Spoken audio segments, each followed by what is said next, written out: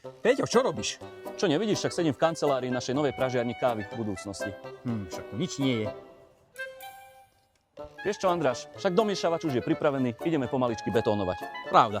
Ale počúvaj sa, musíme žrebovať. Čo ideme zažrebovať? Februárové objednávky na 44 eur za kávovar DeLonghi, ktoré máme tam, v našej kaviarni.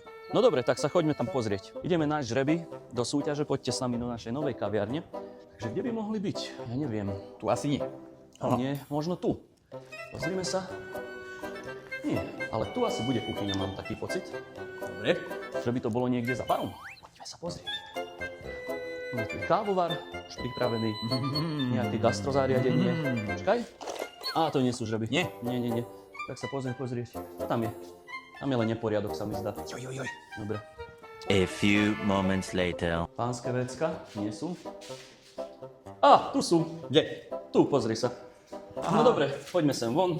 Dobre. A ideme žrebovať teda výhercu kávovaru DeLonghi.